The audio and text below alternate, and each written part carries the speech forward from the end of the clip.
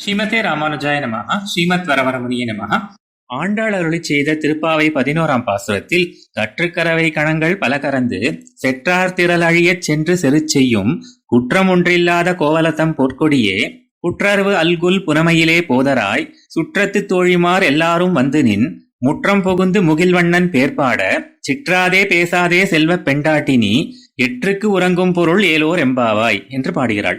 இளமை மாறாத பசுக்களினுடைய பல கூட்டங்களை கறப்பவர்களும் எம்பெருமானின் மேன்மையை கண்டு பொறுக்காமலும் எம்பெருமானின் அடியவர்களின் மேன்மையை கண்டு பொறுக்காமலும் ஆகிய இருவகைப்பட்ட பகைமையும் கொண்ட கம்சன் முதலிய சத்துருக்களினுடைய வலிமை அழியும்படி தாமே படையெடுத்துச் சென்று போர் செய்யும் அவர்களும் ஒருவகை குற்றமும் மற்றவர்களுமான கோபாலர்களுடைய குடியில் பிறந்த பொன்கொடி போன்றவளே, புற்றுக்குள்ளே அடங்கின பாம்பு போலே நுட்பமான இடையை உடையவளே, காட்டில் இஷ்டப்படி திரிகிற மயில் போன்ற சாயலையும் உடையவளே, எழுந்து வருவாயாக. மயிலானது முகிலின் பெயரை கேட்டவுடனே கழித்து கூத்தாடும். அவ்வாறிருக்க பந்துவர்க்கத்தில் சேர்ந்தவர்களும் தோழிமார்களும் ஆகிய எல்லோரும் திரண்டு வந்து உனது திருமாளிகையின் முற்றத்தே புகுந்து கார்மேக வண்ணனான கண்ணபிரானுடைய திருநாமங்களை பாடச் செய்தேயும் செல்வமுள்ள பெண் பிள்ளாய், பேருறக்கம் உடைய நீ உடம்பிலும் அசைவின்றி வாயிலும் அசைவின்றி நீ இங்கனே கிடந்து உறங்குவது என்ன பிரயோஜனத்திற்காகவோ அறிந்திலோமே யாம், பதில் உரைப்பாய் என்கின்றனர்.